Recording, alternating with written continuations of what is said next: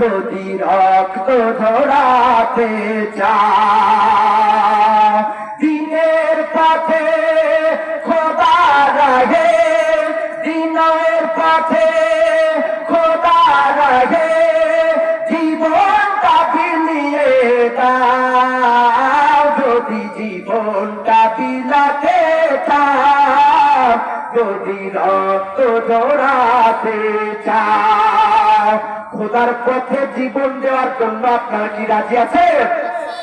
তাহলে দুইটা হাত রেখে নারায়ে তাকবীর এমন আওয়াজ দিবেন যাতে যারা বাইরে ঘোরাফেরা করতেছে যেন তাড়াতাড়ি মাঠে চলেছেন। নারায়ে তাকবীর নারায়ে তাকবীর দিন ইসলামের আলো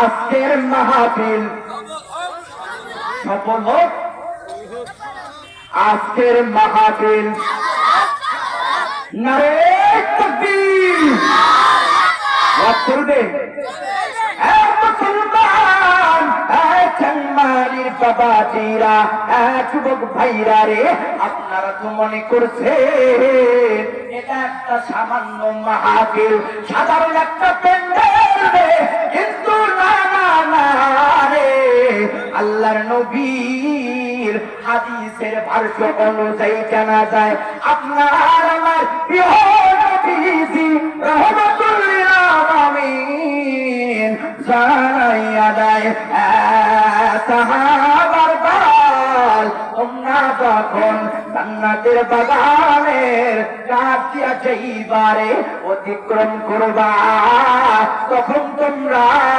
জান্নাতের বাগানের মধ্যে বসে দাও। আল্লাহর নবী সাহাবায়ে কেরাম জানাইয়া দিলেন ইয়া রাসূলুল্লাহি ইয়া হাবিবাল্লাহ গো এইটা তো হলো পৃথিবী এই পৃথিবীর মধ্যে আবার জান্নাত আর জাহান্নাম তো দুনিয়ার জান্নাত আর জাহান্নাম তো হইল আখিরাতের বিষয়। ও আল্লাহর নবী এই দুনিয়ার মধ্যে আমরা আবার জান্নাত পাবো কই? আল্লাহর নবী সুন্দর ভাষায় বলে দিলেন কিলা কিলা কুযিকিরি সেই মজলিসের ভিতরে আল্লাহ তাআলার জিকির করা হয় সেই মজলিসের ভিতরে কুরআনুল কারীমের তাফসীর করা হয়। হে মুসলমান আজকে চাংমারির ময়দানের মধ্যে যখন খোদা তাআলার তাফসীর করা হবে আল্লাহ তাআলার কালামের প্রশংসা করা হবে আল্লাহর নবীর হাদিসের ভাষ্য অনুযায়ী জানা যায় এই চাংমারির ময়দানটা আজকে হইল জান্নাতের বাগান। সুবহানাল্লাহ জোরে বলা যায় না? নাকি বউয়ের কাছ থেকে ওয়াদা করে এসেছেন না বাড়ি থেকে ওয়াদা করে এসেছেন যে হুজুর যতই সুবহানাল্লাহ বলতে বলুক আমরা বলবো না? আরো করে বলেন সুবহানাল্লাহ। এইবার জানতে চাচ্ছি মুসলমান মাহফিল পাইয়া খুশি না বেজার?